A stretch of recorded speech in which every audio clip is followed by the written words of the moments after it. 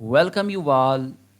Today we are going to talk about poetic devices in poetry, or we may call it figures of speech. This lecture is for all the students who want to learn about the figures of speech in poetry. This lecture is special for the students who are working on SLO based study for federal board, HSSC Part 1 or 2 English और SSC Part 1 और 2 English. तो ये जो special lecture है वो एसलो based study actually जो है federal board के लिए जो स्टूडेंट्स कर रहे हैं उनके लिए है और एक क्वेश्चन जो है वो कंपलसरी आ जाता है या एमसीक्यूज़ में भी ये एक एमसीक्यूज़ जो है यहाँ से निकल आता है कि पोइटिक डिवाइसेस और फिगर्स ऑफ स्पीच जो है वो कौन से हैं। तो अगर आप ये लेक्चर सिंपली सुन लेते हैं तो you will be able to find out the poetic devices in poetry. और मैंने यहाँ पे वो कॉमन पोएटिक डिवाइसेस जो है वो यहाँ पे शेयर की हैं, बताई हैं, समझाई हैं, जो कि इंटरमीडिएट और मैट्रिकुलेशन के स्टूडेंट्स को दी जाती हैं। So without a further go let's get started our today's topic. So here figures of speech. Before going through the topic, we must understand what are figures of speech. Ways of using language to convey or suggest a meaning beyond the literal meaning of the words. यानी words के पीछे जो मायने रखी हुई होती है उसको हम फिगर्स ऑफ स्पीच या पोएटिक डिवाइसेस जो है वो कहते हैं। पोएट्री के अंदर अक्सर ये होता है कि वर्ड्स के अंदर मायने होती है और there are so many figures of speech or poetic devices which are used by the poets.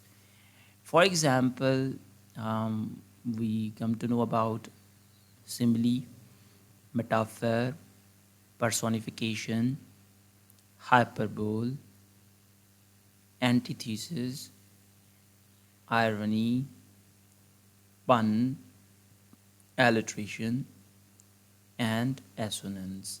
So these are the couple of figures of speech or poetic devices I'm going to discuss today.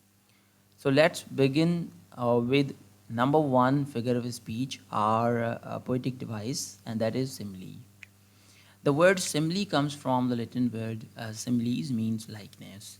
A simile is an expression of likeness between two or different things, objects, or events by the use of words as, like, and so. So we usually use these words to make similarities between places, things, or people. चीज़ों के अंदर या लोगों में हम जब similarity बनाते हैं तो उसको हम सिमिली कह रहे होते हैं और ये यूजुअली पोइट्स जो है वो अपने पोइट्रीज़ के अंदर यूज़ करते हैं और उसमें हम वर्ड्स का इस्तेमाल करते हैं जैसे कि as, like and so. Here is the sentence: the younger brother is as good as gold. So we have used here as, and this is actually the simile because we are making similarities between the gold and a younger brother. Children are like flowers in the garden. So here we are talking about children. They are like flowers. So we are using the word like as well. I wandered lonely as clouds. ये Wordsworth के words हैं और इसमें उसने as का इस्तेमाल किया. यहाँ पे देखिए, I wandered lonely as clouds, यानी कि यहाँ पे जो है वो आई वंडर्ड लॉन्ली और किस तरह से क्लाउड्स की तरह वंडर्ड. सो यहाँ पे ये सिमिलैरिटी बनाई हुई है. She looks as fresh as the rose. So यहाँ पे एज का इस्तेमाल करते हुए जो है वो रोज़ और शी के दरमियान में सिमिलैरिटी बनाई हुई है. Here we are going to talk about metaphor. The word metaphor comes from the Greek meta means over and pharo means carry. तो ये तो words की मायने हो गई.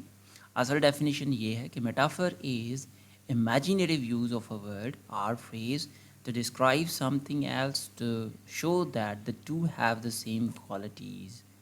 यानी चीज़ों के दरमियान वही बात है जैसे सिमिली में हम कह रहे थे, phrases, words या लोगों के दरमियान में हम similarity बनाएं जो कि दोनों में क्वालिटी सेम तरह की हों, मगर इसमें हम वर्ड्स जैसे लाइक, एज, सो का इस्तेमाल हम नहीं करते.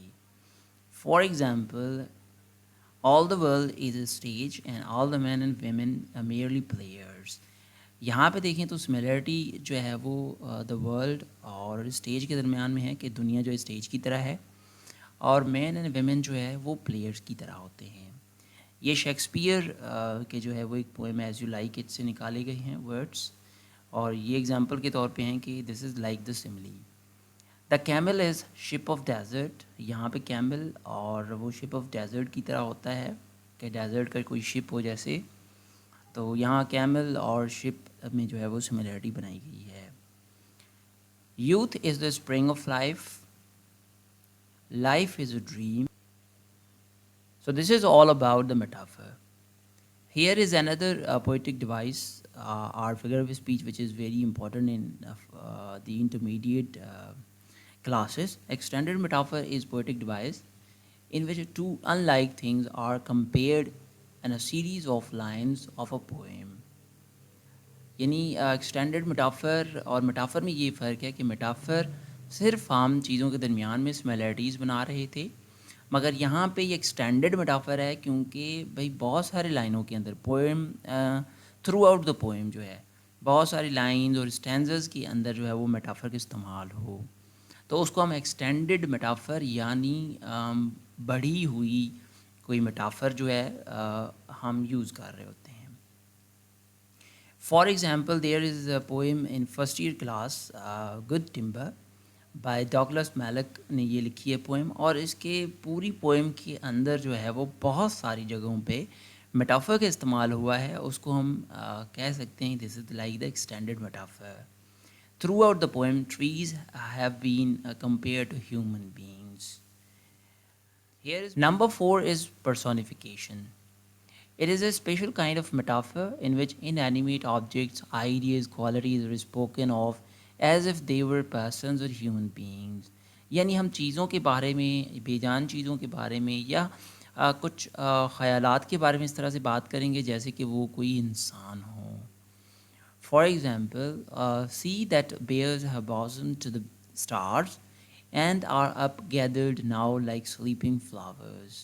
तो यहाँ पे अगर हम देखें तो सी के हवाले से इस तरह से बात की जाती है कि जैसे कि वो कोई इंसान हो, और यहाँ पे अगर मायने करें तो यही लिखा हुआ है कि भाई सी जो है वो स्टार्स को अपने छाती में समा लेता है। तो सी किस तरह से सारे स्टार्स को छाती में समाएगा, हम यानी कि सी को इस तरह से बात कर रहे हैं कि जैसे कि वो कोई इंसान हो।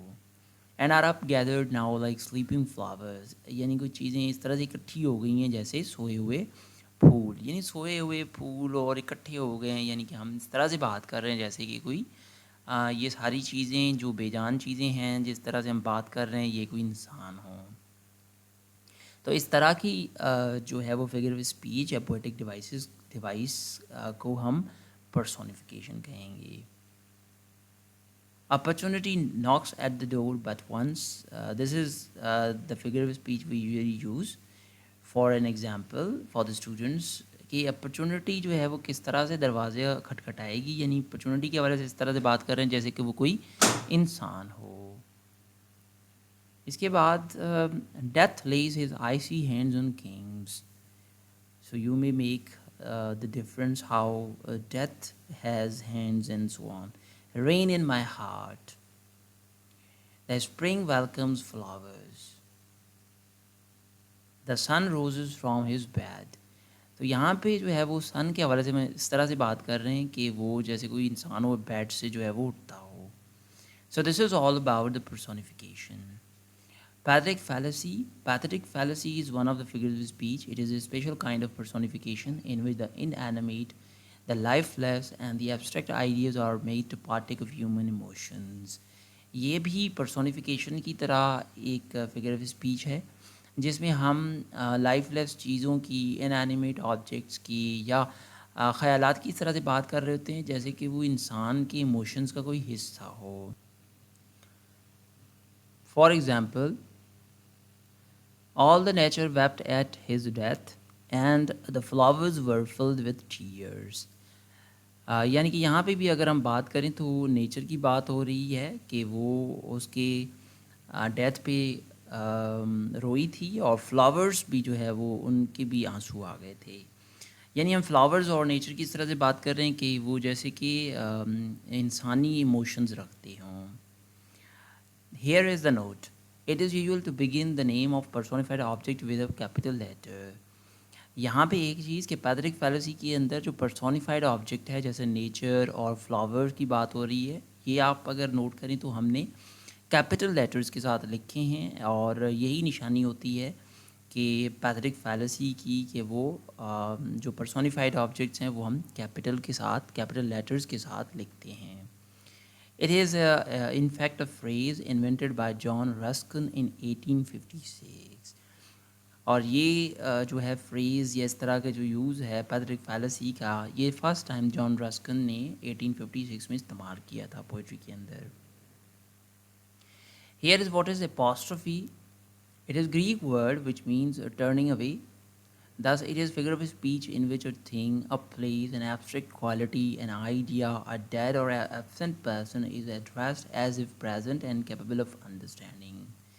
यानी हम चीज़ों के हवाले से इस तरह से बात कर रहे होते हैं जैसे कि वो ज़िंदा हैं और वो चीज़ें जो है हमारी बातें समझ रही हैं.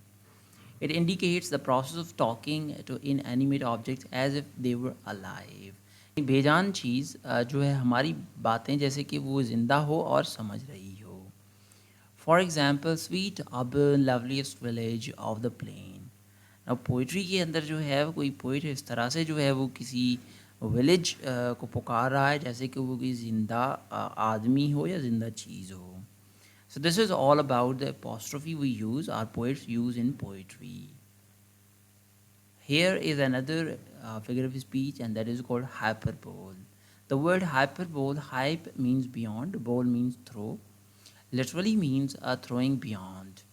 It is the use of exaggeration, present things as much greater or smaller than they really are. यानी चीज़ों को हम बढ़ा चढ़ा के बात करें जितनी वो हैं नहीं उस तरह से, या बहुत ही ज़्यादा कम करके बयान करें तो उसको हम हाइपरबोल कहते हैं. In other words we may call it exaggeration. हम इसको एग्जेजरेशन भी कह रहे होते हैं. Here is the smell of blood still. All perfumes of Arabia will not sweeten and this little hand. यानी कि अब अगर यहाँ पे देखें तो वर्ड्स के साथ हमने इतना बढ़ा चढ़ा के बयान किया है और इसको बढ़ा चढ़ा के बयान करने को हम हाइपरबोल कहते हैं. कि here is the smell of blood still और परफ्यूम्स. फॉर एग्जांपल हम किसी की ब्लड की बात करते हैं, किसी की डेथ की बात करते हैं तो देखें बात कर रहा है कि इसका ब्लड अभी भी वहाँ पे है और सारे अरेबिया के परफ्यूम्स ले आ करके जो है वो यहाँ पे लगाएं, मगर इसके हाथ जो है फिर भी मीठे नहीं होंगे या खुशबूदार नहीं होंगे. I beg 1,000 pardons, a sea of troubles. Here is another quotation. I love the Philia. 40,000 brothers could not, with all their quantity of love, make up the sum. Here, the love is expressed by Shakespeare in his work so profoundly or with exaggeration. Irony. What is irony? It is a figure of speech in which the real meaning is just the opposite of that which literally conveyed by the language used.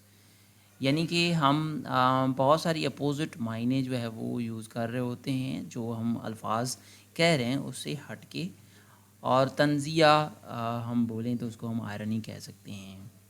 I shall lose no time in reading your book. The ironical implication is that your book is so worthless that I shall waste no time in reading it. यानी कि ये words बज़ाहिर लग नहीं रहे कि कोई तंज हो रहा है, यानी कि ये अपोजिट बात है, मगर इन वर्ड्स के बरक्स जो है मायने बिल्कुल ही अपोजिट है. He drinks, smokes and gambles and may therefore be said to possess all the fashionable virtues. Here is another figure of speech and we may call it alliteration or consonance. It is a repetition of consonant letters, sounds or syllables in a line.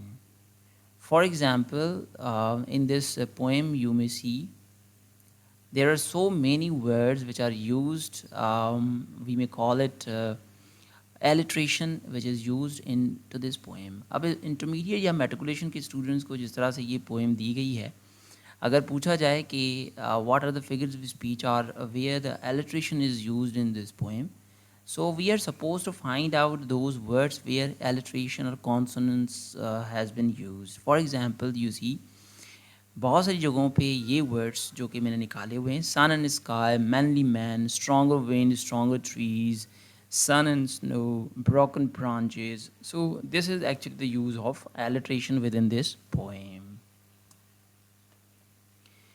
How high his honor holds his haughty head. Now this is actually the sentence which shows the perfect example of alliteration.